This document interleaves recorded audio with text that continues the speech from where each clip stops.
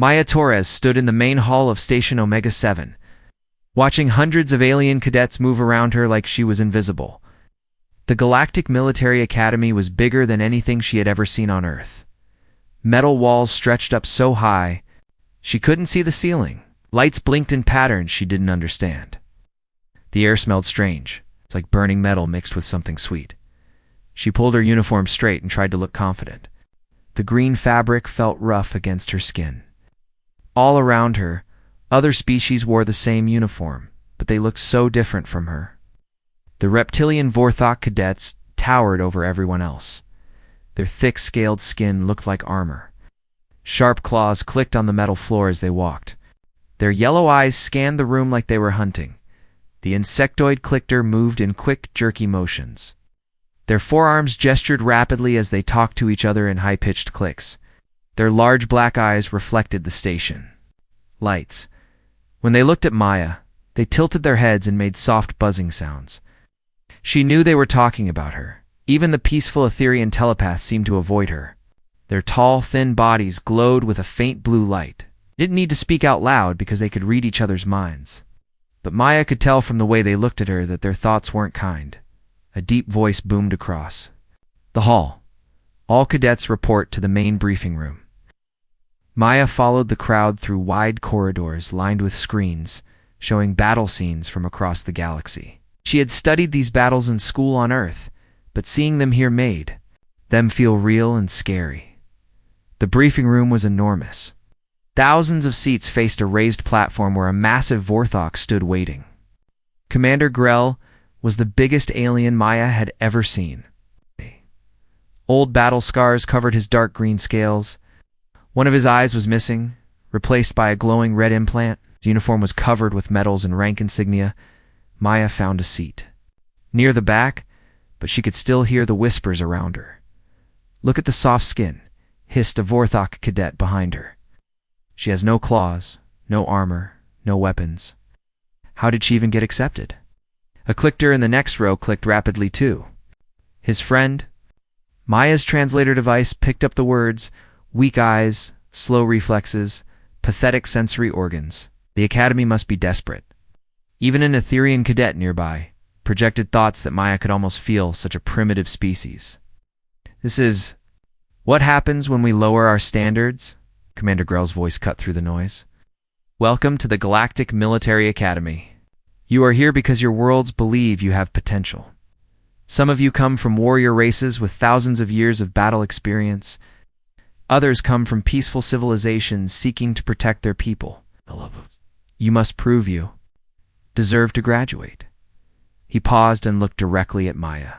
"In 6 months, you will face the final test. Each cadet must demonstrate mastery over one of our captive apex predators. These creatures come from the most dangerous worlds in the galaxy. They have killed trained warriors with decades of experience. Only those who can control these beasts will earn the right to call themselves Galactic Rangers." A holographic display showed different creatures. Maya gasped when she saw them. Giant spider-like things with poison fangs. Flying reptiles with wings like razors. Massive bear creatures with claws that could cut through metal. Each one looked more terrifying than the last. "Assignments will be distributed now," Commander Grell announced. "Your performance in basic training will determine which predator you face." Maya's tablet beeped. She looked down and felt her heart stop. The creature on her screen was called a shadow maw. The description made her hands shake. Native to the death world of Nightmare. 6 meters long. Razor claws, capable of cutting through battle armor. Intelligence level. Unknown but suspected to be extremely high. Fatality rate among handlers, 100%. Currently contained in maximum security isolation. Laughter erupted around her. The Vorthok cadet behind her was reading over her shoulder. "The human got the shadow maw," he shouted. "Even our best warriors fear that creature." More cadets turned to look. Clicker cadet clicked excitedly. "The Academy wants to eliminate the weak link without actually executing her." How clever. Maya's cheeks burned with embarrassment, but she kept her eyes on the screen. The shadow maw looked like something from a nightmare. Its black scales seemed to absorb light. Golden eyes stared at the camera with obvious intelligence. When the creature moved, Every muscle showed perfect coordination and deadly purpose. "Silence," Commander Grell roared. "Your assignments are final. Those who cannot accept their fate should leave now." Maya looked around the room. Every other cadet seemed confident, even excited about their assignments. She was the only one who looked scared. Part of her wanted to run back to Earth, but she thought about her family. Her parents had worked extra jobs to pay for her academy. Application. Her little brother looked up to her. She couldn't give up now. The briefing ended and cadets began filing out. Maya stayed in her seat, staring at the image of the Shadow Maw. How was she supposed to master something that had killed every trainer who worked with it? Having second thoughts, human. Maya looked up. A young Vorthok cadet stood over her. His scales were brighter green than the older ones, and his uniform was perfectly pressed. Gold rings pierced his nostril ridges, marking him as nobility. "I'm Torgan," he said with a cruel smile. "Son of War Chief Bractor. I've been hunting dangerous prey since I could walk. My assignment is a Vorthok warbeast, creature my people have been breeding for combat for 1,000 years. Other cadets gathered around them. Maya felt surrounded by predators. "I'm starting a betting pool," Torgan continued. "How long before the human quits?" "I say 3 days. Anyone think she lasts a week?" Laughter filled the air. Clicker cadet clicked. "I bet 2 days.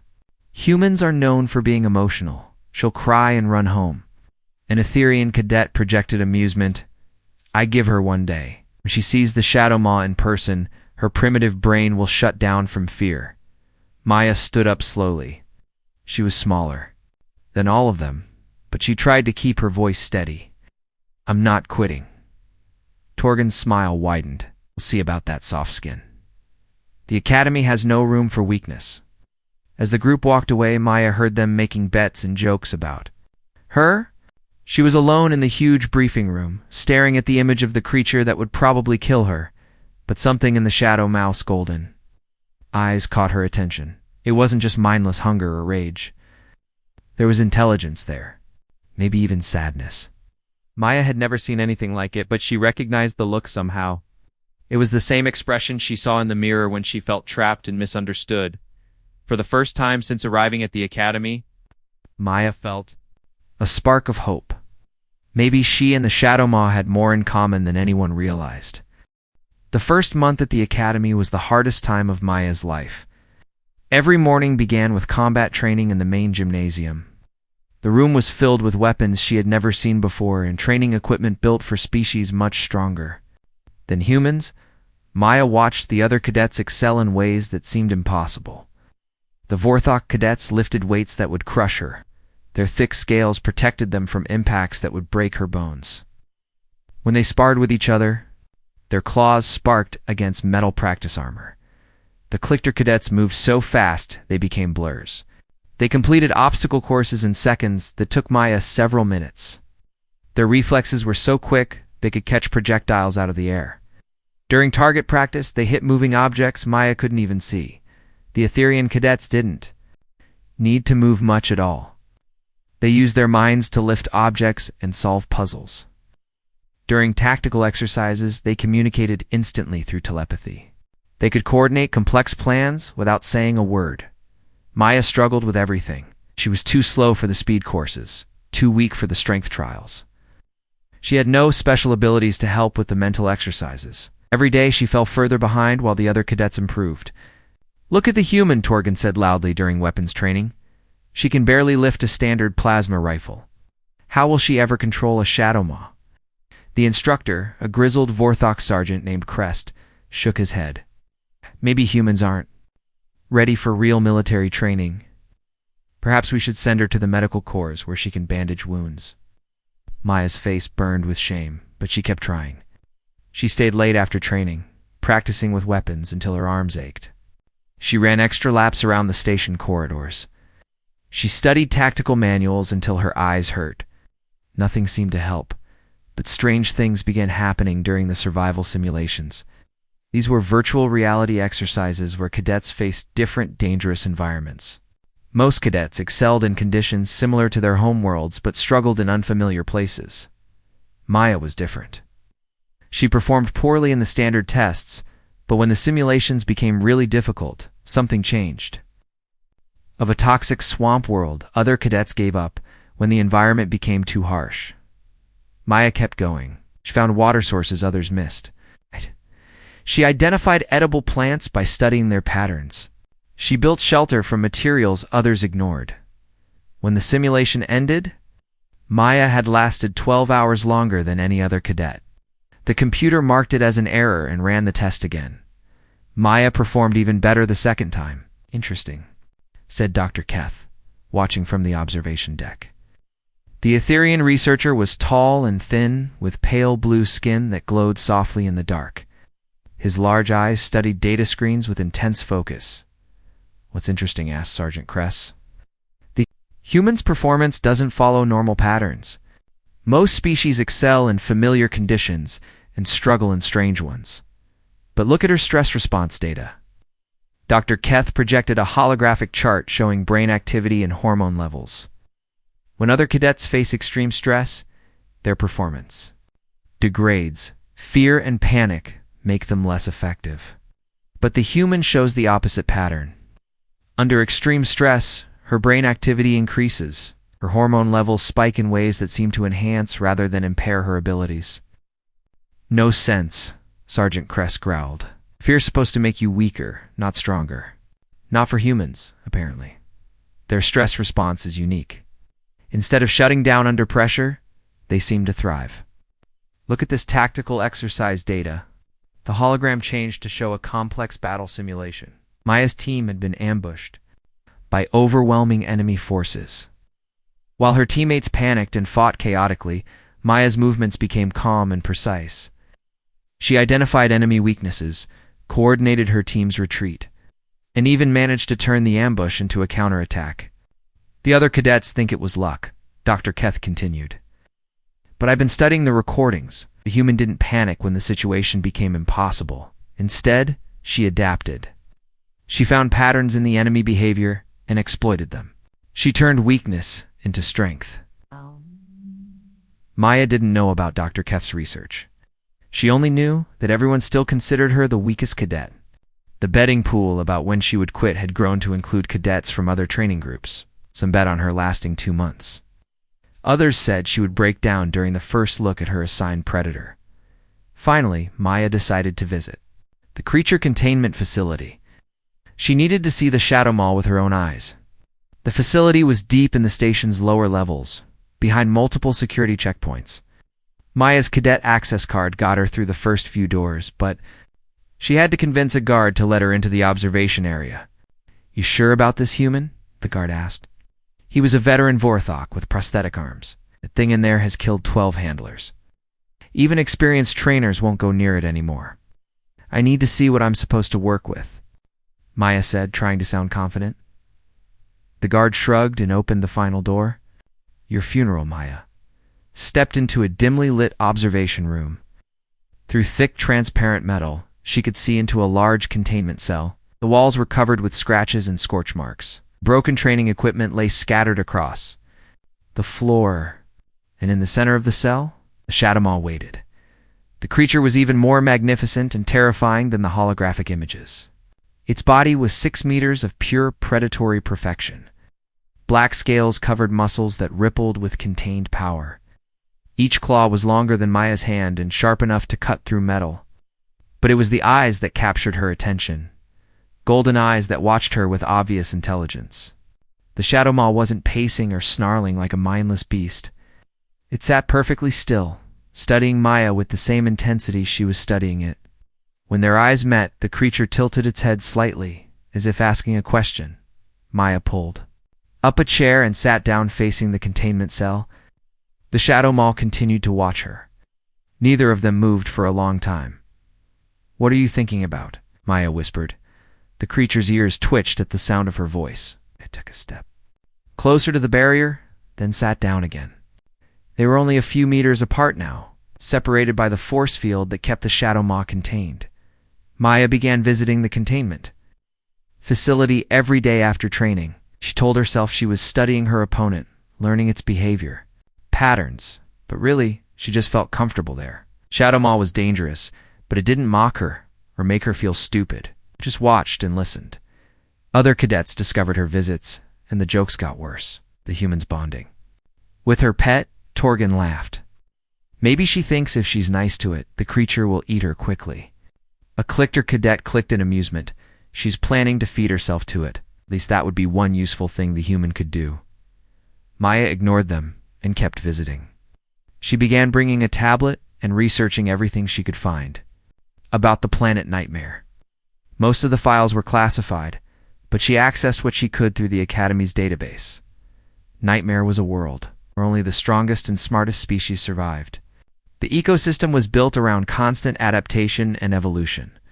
Prey species developed new defenses, so predators evolved new hunting methods. It was an endless arms race that produced creatures of incredible intelligence and capability. The Shadow Maw wasn't just a killer, it was a problem solver, a strategist, and a survivor. Maya began to understand that the Academy's approach was completely wrong. They were treating the creature like a simple beast to be dominated through force and fear. But the Shadow Maw was far more complex than that. During one visit, Ate noticed the creature had arranged small objects in its cell into specific patterns. Broken pieces of training equipment were sorted by size and color. Scratch marks on the walls formed geometric shapes. The Shadow Maw wasn't just destroying things randomly. It was creating something. "You're bored, aren't you?" Maya said softly. "Stuck in this cell with nothing to do but wait for the next trainer to try to hurt you." The Shadow Maw's golden eyes seemed to brighten. It made a soft sound, almost like a purr, but deeper and more complex. Maya had never heard it make that sound before. She began talking to the creature during her visits. She told it about Earth, about her family, about her struggles at the Academy. The Shadow Maw listened to every word, its head tilted in concentration. Sometimes it would respond with soft vocalizations of its own. Maya started bringing simple puzzles and games. She would work on them outside the force field, while the Shadow Maw watched. The creature seemed fascinated by problem-solving activities. It would mimic her movements, as if trying to understand the rules. One day, during a power fluctuation that temporarily weakened the force field, the Shadow Maw could have easily broken free. The barriers flickered and sparked. Alarms began to whir. Sound. Security guards rushed toward the containment area. But the Shadow Maw didn't try to escape. Instead, it extended one claw through the weakened barrier and gently touched the floor near where Maya was sitting. It was a gesture of recognition, not aggression. The creature was saying hello. Maya reached out slowly and touched the tip of the claw with her finger. The Shadow Maw made that deep, purring sound again, and Maya realized something important. The creature had been studying her just as carefully as she had been studying it. They were both trying to understand each other. When security arrived, they found Maya sitting calmly beside the containment cell, while the Shadow Maw waited patiently for the force field to strengthen again. The guards couldn't believe the creature hadn't tried to escape or attack, but Maya was beginning to understand. The Shadow Maw wasn't her enemy. It was just as trapped and misunderstood as she was. Maya spent hours in the Academy's digital library, digging through every file she could find about Nightmare. Most of the information was heavily classified, but her cadet access allowed her to read research reports and expedition logs. What she discovered changed everything she thought she knew about the Shadow Maw. Nightmare wasn't just called a death world because it was dangerous. It was a planet where survival required constant adaptation and intelligence. The creatures there didn't just evolve bigger teeth or stronger claws. They evolved smarter brains and better strategies. The Shadow Maw came from an ecosystem where only the most clever and adaptable species could survive. The expedition logs told a different story than what Maya had been taught. The military team that captured the Shadow Maw hadn't been on a research mission. They were strip mining valuable crystals from Nightmare's surface. The Shadow Maw had been protecting its territory from invaders who were destroying its home with explosives and industrial equipment. It wasn't hunting the soldiers for food, Maya whispered to herself as she read the reports. It was defending its land. The battle reports described how the Shadow Maw had used tactics that surprised the military team. It didn't just attack directly. It studied their patterns, learned their routines, and struck when they were most vulnerable. It even used the environment as a weapon, causing rock slides and floods to drive the invaders away. Maya realized that the Academy had been approaching the creature all wrong. Every trainer who worked with the Shadow Maw tried to dominate it through force. They used pain compliance, fear conditioning, and dominance displays. These methods might work on simple predators, but the Shadow Maw was far more intelligent than that. The next morning brought another brutal training session. Maya's squad was running through a combat simulation when everything went wrong. The holographic enemies were supposed to attack in predictable waves, but the program malfunctioned. Instead of 20 opponents, they faced over 100. Instead of light weapons, the enemies carried heavy artillery. Maya's teammates panicked. The Vorthok cadets charged forward with no coordination. The Clickers scattered in different directions. Even the Etherian cadets couldn't maintain their telepathic link under the stress. But something strange happened to Maya. As the situation became more impossible, her mind became clearer. The chaos around her seemed to slow down. She could see patterns in the enemy movements that her teammates missed.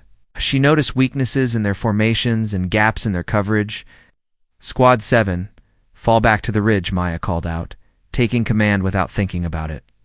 Squad 3, flank left and target their heavy weapons. Squad 5, provide covering fire from elevation. Her teammates were too stressed to argue. They followed her orders instinctively. Maya coordinated the retreat, turning their panicked flight into a tactical withdrawal. She identified the enemy commander's position and directed focused fire to eliminate key targets. When reinforcements arrived in the simulation, Maya had turned the ambush into a counterattack. Her combined squads had not only survived, but were winning against impossible odds. The simulation ended, and the holographic enemies disappeared. Maya's teammates stared at her in shock. Even Torgan looked impressed, though he tried to hide it. "How did you do that?" asked a Clicker cadet named Zix. "The situation was impossible. We should have all died in the first minute." Maya looked around at the faces watching her. For the first time since arriving at the Academy, she didn't see mockery or contempt. She saw curiosity and maybe even respect. "I just looked for patterns," Maya said quietly. The enemies were following basic tactical protocols. "Once I figured out their programming, I could predict where they would move next." Sergeant Crest approached with a datapad in his hand. His expression was unreadable. "Cadet Torres, report to Dr. Keth's laboratory immediately. He wants to discuss your performance data." Maya's heart sank. She was probably in trouble for taking command during the simulation. She followed the sergeant through the station corridors to the research section. Dr. Keth's laboratory was filled with holographic displays showing brain scans and biological data. The Etherian researcher looked up when Maya entered, his large eyes glowing with excitement. "Fascinating," Dr. Keth said without preamble. "Fascinating. Your species is far more interesting than anyone realized." "Am I in trouble?" Maya asked. "Trouble? You're a breakthrough. Look at this data." Dr. Keth projected a holographic display showing Maya's vital signs during the simulation. "When the situation became impossible, your stress hormones didn't cause panic. They enhanced your cognitive abilities. Your pattern recognition improved by 300%. Your tactical processing speed doubled." Maya stared at the charts. "I don't understand." "Humans have a unique adaptation," Dr. Keth explained. "Other species have fight-or-flight responses. When faced with extreme danger, they either attack or run away. But humans have a third option. You adapt. Your brains are wired to become more creative and resourceful under pressure." Dr. Keth showed her more data comparing human responses to other species. "Look at these stress tests. Vorthok performance degrades under extreme pressure. Their aggression increases, but their tactical thinking suffers. Clicker become faster, but less coordinated. Therians lose their telepathic focus. But humans," he continued, "humans get better. Your species survived on a world that should have killed you. Instead of developing natural weapons or armor, you developed the most powerful adaptation possible. Learn to think your way out of impossible situations." Maya felt a spark of hope. Does this mean I might actually have a chance with the Shadow Maw? Dr. Keth's glow brightened. I think you have more than a chance. I think you might be the first cadet to truly understand what that creature needs. That evening, Maya returned to the containment facility with new purpose. The Shadow Maw was waiting for her, as it always was. But now Maya looked at it differently. She saw intelligence, not just predatory instinct. She saw a fellow problem solver, not just a killer. I know what happened to you, Maya said softly. Read the expedition reports. You weren't hunting? Our soldiers. You were protecting your home. The Shadow Maw's golden eyes focused on her intently. It made a low vocalization that almost sounded like agreement. Maya began bringing more complex puzzles to their sessions. She discovered that the Shadow Maw could solve problems that challenged even advanced students. The creature learned to manipulate objects with its claws, arrange patterns, and even respond. Two simple mathematical concepts. More importantly, Maya began learning the Shadow Maw's natural vocalizations. The creature had a complex language of sounds, each with different meanings. It could express curiosity, frustration, satisfaction, and even what seemed like humor. Maya started a notebook, documenting each sound and its apparent meaning. Other cadets continued to mock her visits, but their jokes became less confident. Word had spread about Maya's performance in the combat simulation. Even Torgen seemed less sure about his bets on when she would quit. The human's still wasting time with that monster, he said one day, but his voice lacked its usual arrogance. Maybe she knows something we don't, suggested a Clicker cadet. Possible, Torgen snapped. She's just a soft-skinned primitive. There's nothing she could teach us about handling predators. But Maya was learning things that surprised even her. The Shadow Maw wasn't just intelligent, it was lonely. The creature had been taken from its home, separated from its pack, and locked in a cell for months. Every trainer who worked with it had tried to hurt or control it. The Shadow Maw had defended itself the only way it could. During one visit, Maya noticed scratch marks on the walls that she had missed before. They weren't random damage from claws. They were drawings. The Shadow Maw had been creating art depicting scenes from its home world. Maya could make out images of other Shadow Maws, strange plants, and alien landscapes. You miss your family, Maya said, touching the glass barrier. You miss your home. The Shadow Maw approached the barrier and placed one massive claw against the surface. Maya pressed her hand against the same spot from her side. They stood like that for a long time, two intelligent beings separated by technology, but connected by understanding. Maya began working on a project in her spare time, using the Academy's fabrication equipment. She built a small device that could reproduce the Shadow Maw's vocalizations. It was crude, but it could mimic the basic sounds she had documented. When she brought the device to their next session, the Shadow Maw's reaction was immediate. Its eyes widened, and it made an excited trill. Maya activated the device and played back some of the creature's own sounds. The Shadow Maw responded immediately, creating a complex sequence of vocalizations. Maya realized they were having a conversation. She couldn't understand everything, but the creature was clearly trying to communicate specific ideas. Over the next few weeks, Maya's device became more sophisticated.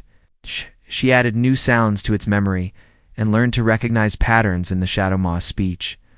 The creature seemed to understand that Maya was trying to learn its language, and it began speaking more slowly and repeating important concepts. The breakthrough came during a late-night session when the containment facility was nearly empty. Maya was practicing with her device when the Shadow Maw made a sound she had never heard before. It was complex and musical, almost like singing. Maya tried to reproduce the sound with her device, but she couldn't get it right. The Shadow Maw repeated it patiently, then broke it down into smaller parts. It was teaching her. You're not just smart, Maya, whispered in amazement. You're a teacher. The Shadow Maw made a sound that Maya had learned meant agreement. Then it made another sound that she interpreted as curiosity. It wanted to know why she was different from the other humans who had tried to work with it. Maya thought about Dr. Keth's research on human adaptability. I think, she said slowly, it's because I'm not trying to control you. I'm trying to understand you. The Shadow Maw made the agreeable sound again, then added something new. It was a complex vocalization that Maya couldn't translate yet, but the tone was warm and welcoming. For the first time since arriving at the academy, Maya felt like she had found a friend. The final test was only 2 months away, but Maya no longer felt afraid.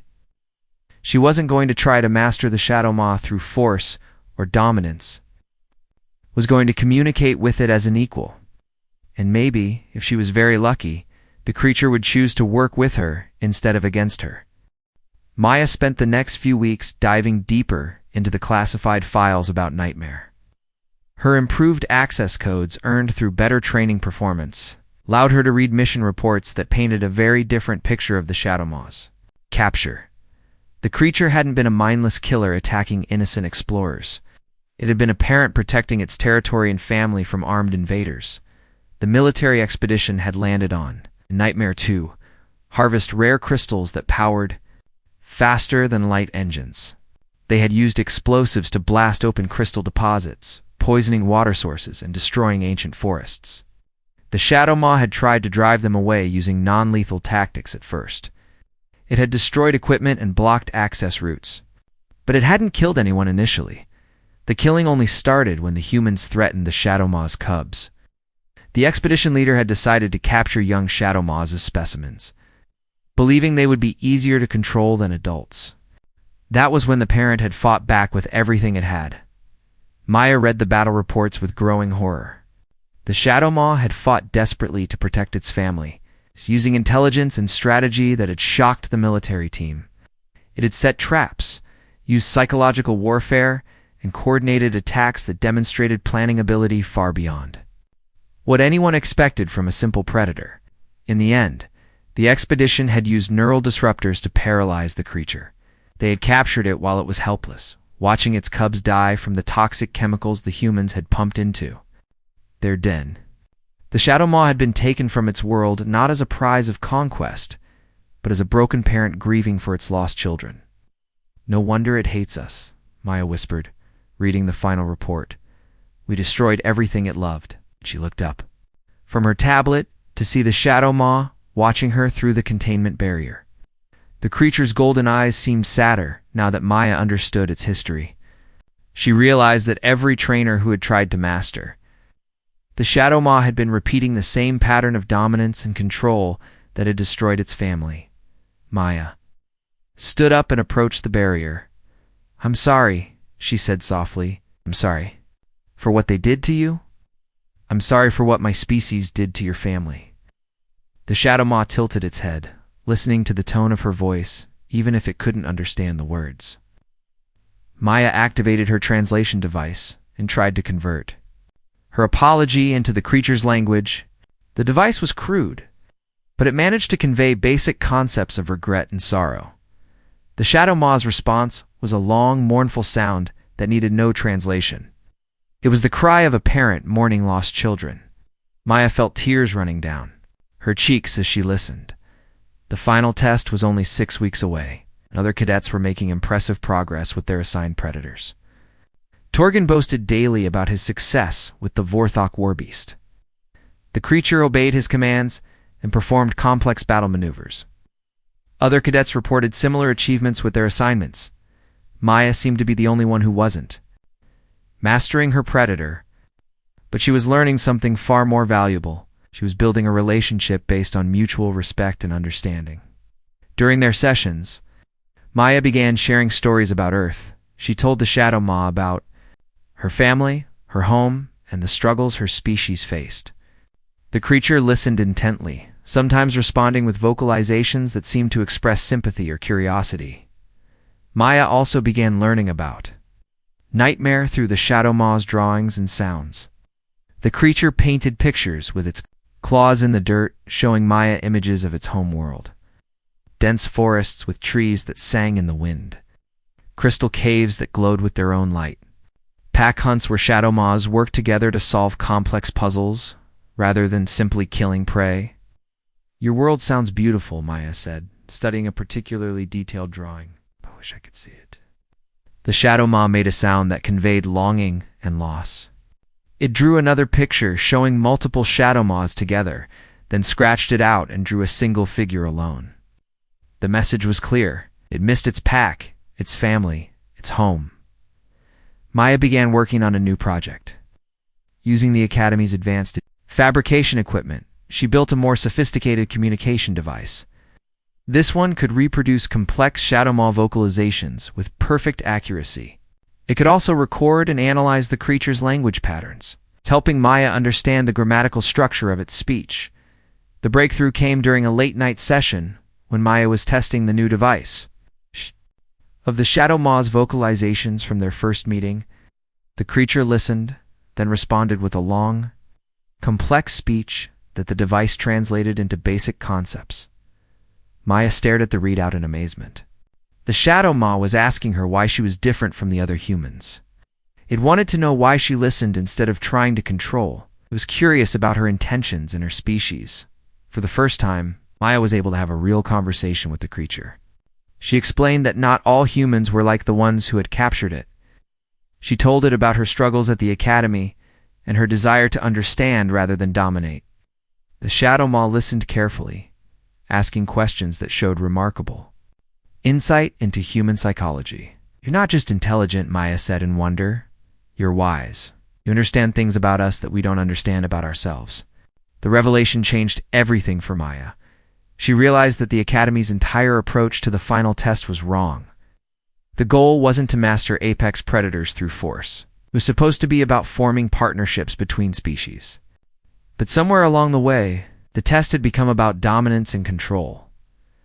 Maya began studying the Academy's original charter documents. The institution had been founded to promote cooperation between species, not to create warriors who could subdue dangerous creatures. The final test was meant to demonstrate the ability to form bonds with alien life forms, showing that graduates could work with any species they encountered in their duties as galactic rangers.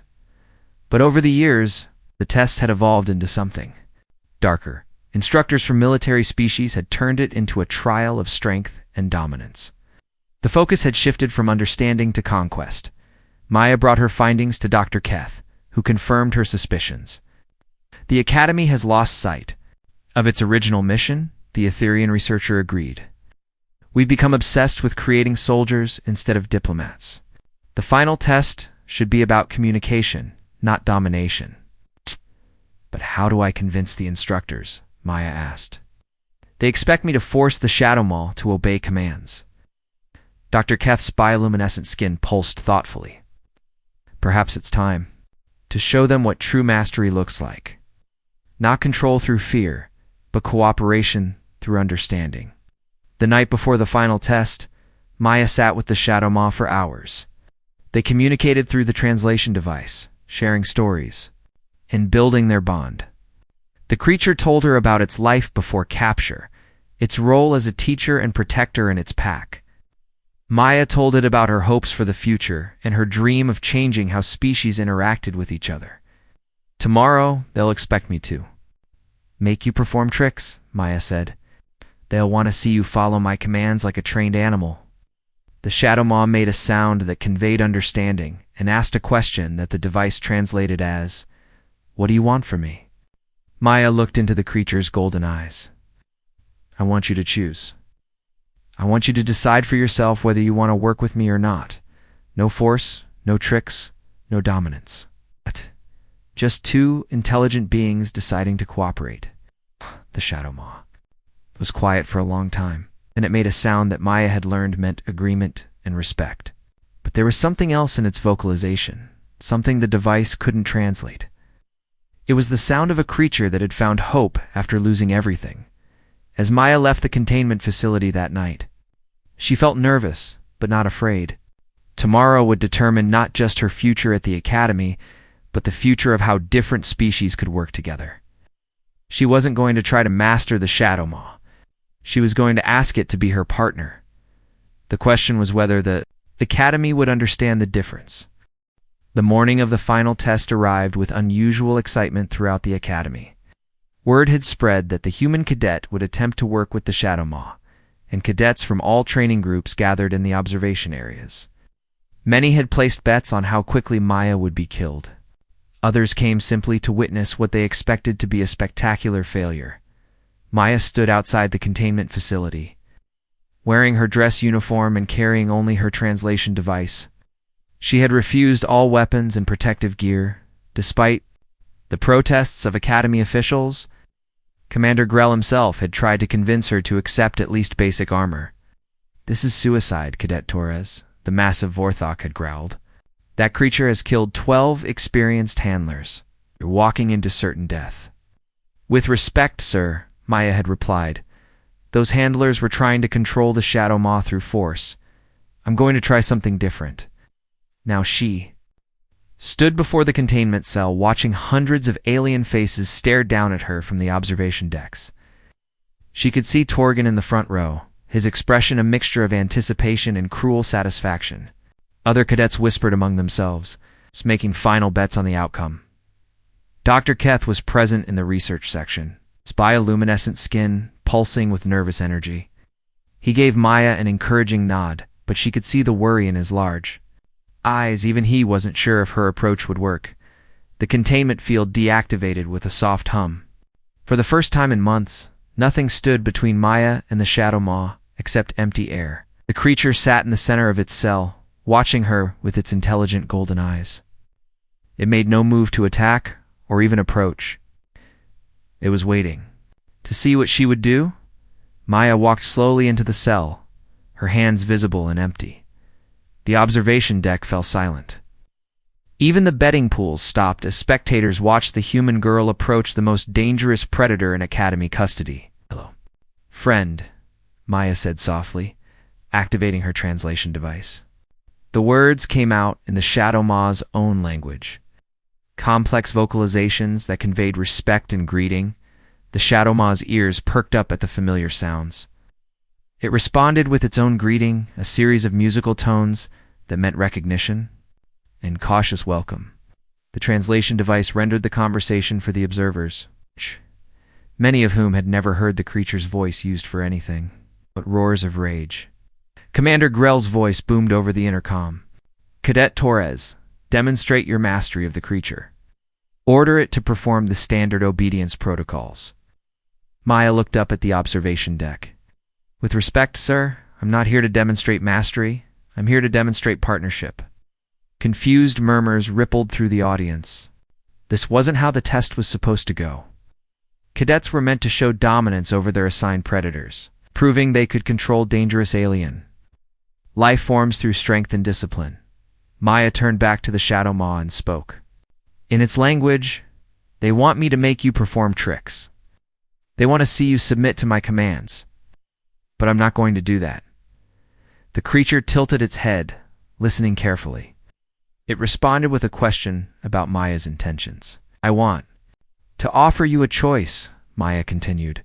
"You can stay here in this cell, alone and angry, waiting for the next trainer to try to hurt you. Or you can work with me as an equal partner, not as master and pet, but as two intelligent beings choosing to cooperate." Shadow Maw considered this for a long moment. Then it stood and approached Maya slowly. The observation deck erupted in gasps and shouts of alarm. Several instructors reached for emergency controls, ready to reactivate the containment field. But the Shadow Maw wasn't attacking. It stopped just in front of Maya and extended one massive claw, not in threat, but in greeting. Maya reached out and gently touched the claw with her fingertips, completing a gesture of mutual respect. The creature began to vocalize, a long and complex speech that the translation device worked to interpret. The meaning became clear as subtitles appeared on the observation screens. "You are different from the others," the Shadow Maw was saying. "You listen instead of commanding. You learn instead of forcing. Show respect instead of demanding submission. I choose to work with you not because you control me, but because you understand me." The observation deck fell completely silent. No one had ever heard a predator speak with such intelligence and eloquence. The betting pools were forgotten as cadets and instructors struggled to process what they were witnessing. "Commander Grell's." The voice was uncertain when he spoke again. "Cadet Torres, this is not the standard protocol. You must demonstrate control over the creature." Maya looked directly at the observation deck. "Commander, I believe the Academy has lost sight of its original mission. We're supposed to be training diplomats and peacekeepers, not conquerors." The original charter calls for graduates who can work with any species they encounter. That means forming partnerships, not forcing submission. Dr. Keth stepped forward in the research section. She's correct, Commander. I've reviewed the founding documents. The final test was designed to assess cooperation abilities, not dominance displays. Maya turned to the Shadow Maw and asked, "Are you willing to show them what true cooperation looks like?" The creature's response was immediate and enthusiastic. It began moving through the cell, but not in the rigid patterns of forced obedience that other predators had been trained to perform. Instead, it demonstrated natural behaviors while explaining their meaning and purpose. The Shadow Maw showed how its species hunted cooperatively, solving complex problems through teamwork rather than brute force. It demonstrated the intricate social structures of its pack, the teaching methods used to train young, and the sophisticated communication systems that allowed large groups to coordinate their actions. Maya translated and explained each demonstration, showing the observers that the Shadow Maw wasn't just intelligent, but possessed a rich culture and advanced social organization. The creature wasn't a monster to be controlled, but a potential ally with unique skills and knowledge. As the demonstration continued, the mood in the observation deck began to change. Cadets who had mocked Maya for weeks watched in amazement as she and the Shadow Maw worked together seamlessly. The creature anticipated her needs, offered suggestions for improvement, and even corrected her pronunciation when she made mistakes in its language. Torgan's confident smirk faded as he realized he was witnessing something unprecedented. His own success with the Vorthok war beast suddenly seemed crude and primitive. Compared to the sophisticated partnership Maya had formed, the climax came when Maya asked the Shadow Maw to demonstrate its problem-solving abilities. The creature approached a complex puzzle that had been left in the cell from previous training attempts. Earlier handlers had used it as a punishment device, shocking the Shadow Maw when it failed to solve it correctly. But working with Maya, the Shadow Maw approached the puzzle differently. It explained its thought process through vocalizations while Maya translated. The creature didn't just solve the puzzle. It found 3 different solutions and explained the advantages of each approach. This is what humans call thinking outside the box, Maya told the observers. The Shadow Maw doesn't just follow instructions. It innovates, adapts, and improves on existing methods. These are the qualities we need in allies, not blind obedience. Commander Grell was quiet for a long time. When he finally spoke, his voice was thoughtful rather than commanding. Cadet Torres approached the observation deck for evaluation. Looked at the Shadow Maw, who made a sound of encouragement. She walked to the edge of the cell and looked up at the faces staring down at her. "You have not demonstrated mastery in the traditional sense," Commander Grell said slowly. "You have not forced the creature to submit to your will through strength or fear." Maya's heart sank. She had failed the test by Academy standards, but Commander Grell continued. "However, you have demonstrated something far more valuable. Have shown the ability to communicate with and understand an alien intelligence. You have formed a partnership based on mutual respect and shared goals. These are the qualities we truly need in Galactic Rangers." The observation deck erupted in surprised murmurs. Dr. Keth's skin glowed brighter with excitement. "The Academy has indeed lost sight of its original mission," Commander Grell announced. "We have focused too much on creating warriors and not enough on training diplomats. Cadet Torres has reminded us that our greatest strength lies not in our ability to dominate others, but in our capacity to work together, despite our differences." He paused and looked directly at Maya. "You have not only passed the final test, you have shown us how to improve it.